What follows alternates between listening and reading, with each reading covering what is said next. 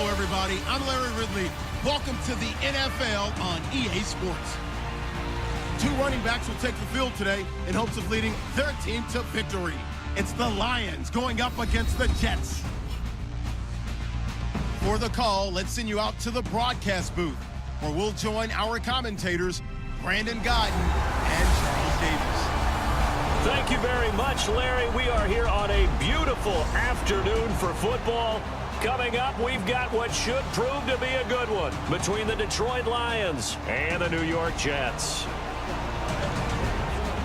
Hi again, everyone. I'm Brandon Gaudin. Welcome to the NFL on EA Sports. With me, as always, Charles Davis. And, Charles, we look at a matchup like this. It's really the running backs that may take center stage here today. And in today's football, they're still valuable, not just as runners, but guys who can catch the ball as well. It's really the number of touches that determines things these days.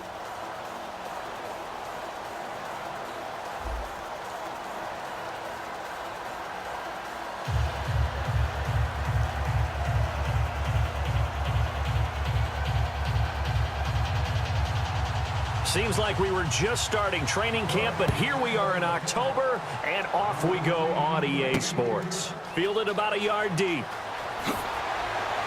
And last year that would have been a net gain of 5 on the return. This year he stopped where he would have been if he had taken a knee, and that's at the 25.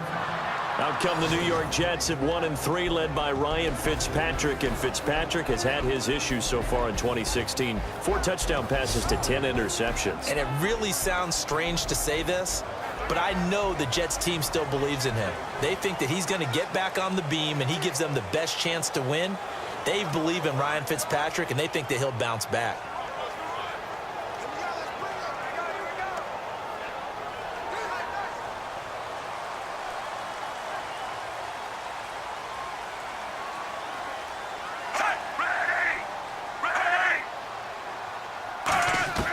Fitzpatrick on first down.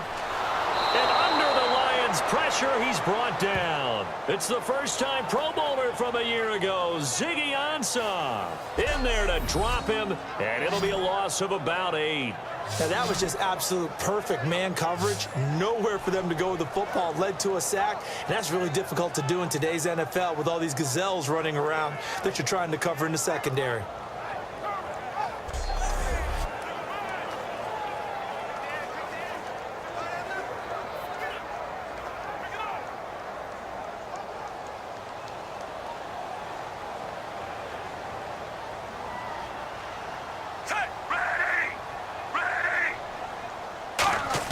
Fitzpatrick now on second down. And that one goes incomplete. He's maybe lucky it wasn't a fumble as he got hit as he threw it. And here are the starters offensively. And one of the wideouts, Eric Decker. Remember when he came out of school, out of Minnesota, and many thought he was nothing more than a number 2 or 3 receiver? He's proven everyone wrong. He's a guy who's a high-volume catcher and a terrific player downfield. I don't think this is the script they had in mind for their opening drive. This is 3rd and long.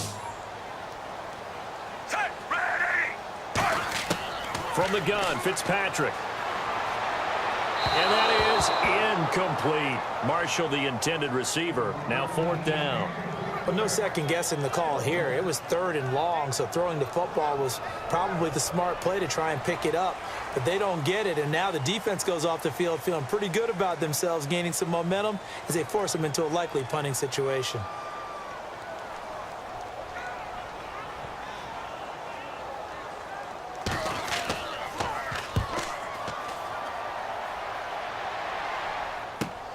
Now it's Tate. Wow, evasive. Make them miss. Give him 11 yards that time on the return, and the Lions will take over. So here are the Lions now coming out for their opening drive. They'll be led out by a former Pro Bowl quarterback out of the University of Georgia, Matthew Stafford. Matthew Stafford is a big-arm guy who's learned how to temper some of his throws. Actually has added a lot more touch and accuracy as his career has gone along. Big-time confidence in his arm, though. Any throw you want, he can make it.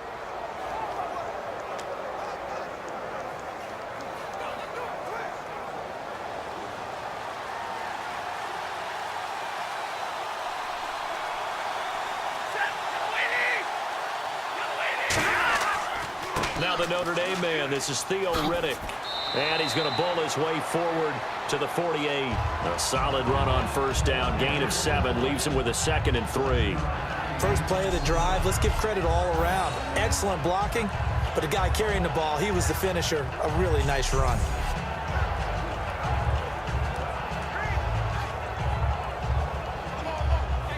Offense staying ahead of the chains here, 2nd and 3.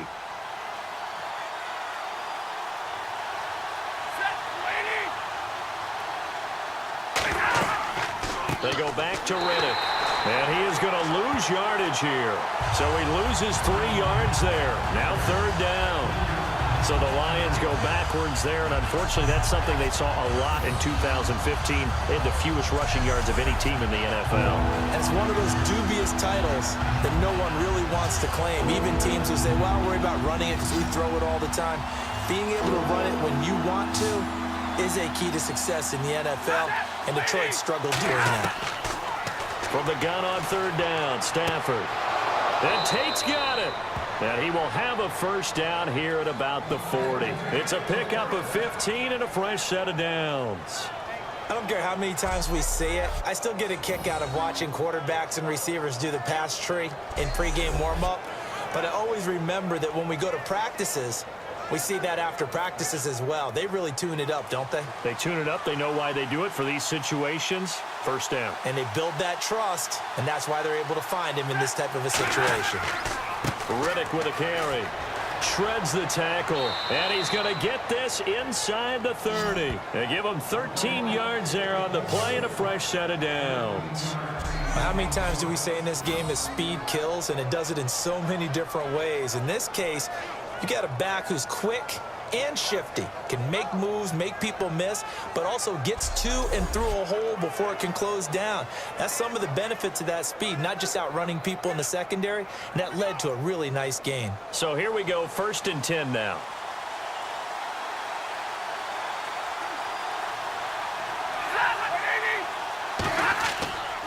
Here's Riddick. And not much of a hole there as he gets it down to about the 24-yard line. 2 yards on the pickup there. It'll be 2nd and 8. All right, let's get a peek at these starters here in the Golden Child. Golden Tate. Love his versatility because you can use him anywhere in your offense. And he's an excellent kick returner. Loves to play the game, plays with passion.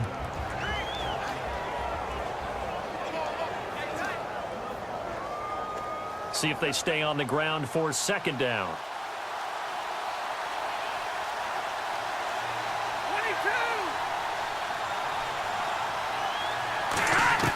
On 2nd down, here's Stafford.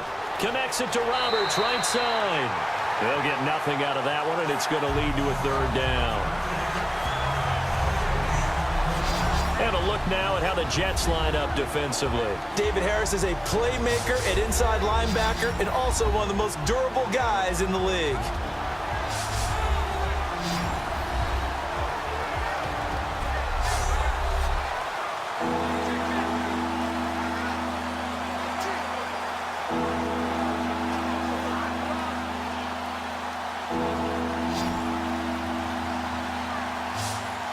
The Jets will bring in a nickel set as they try to stop this 3rd down. To throw is Stafford. It's brought in by Bolden. And he gets the first down yardage he needs before he's brought down at the 6. An ex-teammate used to tell me all the time, I hate experienced quarterbacks because no matter what, you really can't hide what you're doing. And I think that right there, he knew right away where the blitz was coming from, where his primary guy was going to be, and he ended up going to a secondary target for a nice game. I was just going to ask you, that wasn't the primary target. He's so good at that, isn't he? I think he knew right away that he wasn't going to get to his primary guy. I think he read that as soon as he got to the line of scrimmage, knew where the pressure was going to come from, and said, I know how to beat that, and that's what he did. Stafford now to throw. That's caught at the 1. And he'll be brought down right on the edge of the goal line at about the 1-yard line. In recent years, the slot receivers really gained stature in the NFL because they can do so many things. Yes, they can line up wide like your normal wide receiver, but to have that kind of courage and toughness to run routes in the middle of the field and become dependable targets for their quarterbacks and move the sticks, those guys are worth their weight in gold.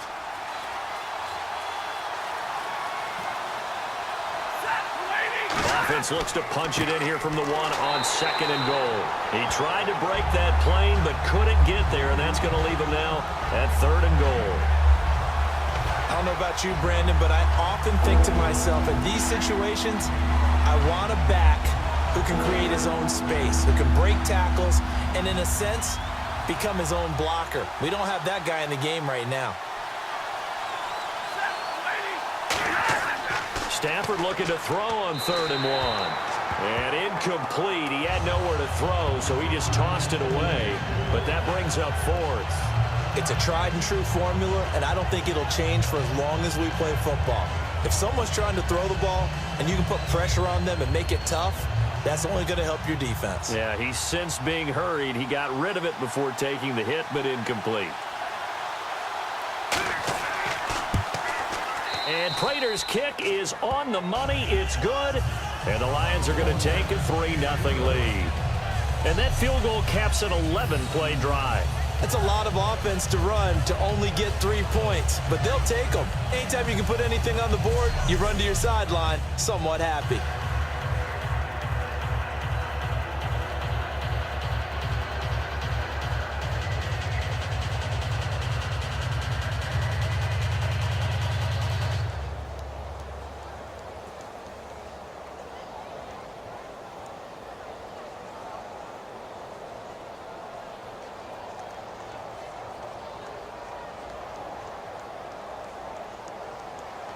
Now it's Martin to do the honors after the made field goal.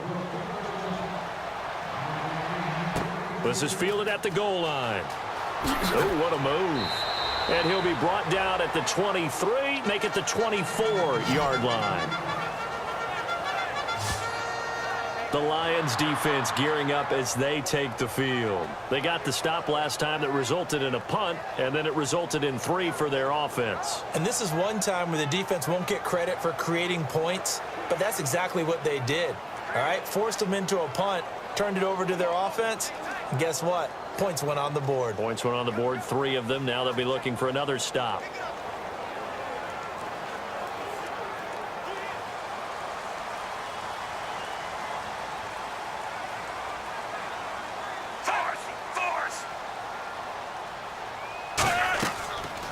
First carry for Matt Forte. And he'll fight forward to about the 27-yard line. Give him 3 on first down. It'll set up a 2nd and 7. And now the Lions defensive starters. Every time I watch a Lodi Nada play, I just wonder, how do you move this man? And then when he shows his movement ability, look out, quarterbacks.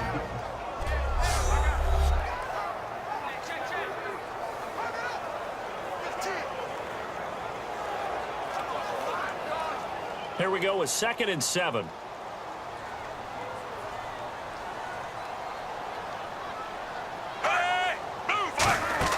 Play action now. Fitzpatrick. And Austin Seferian-Jenkins has it.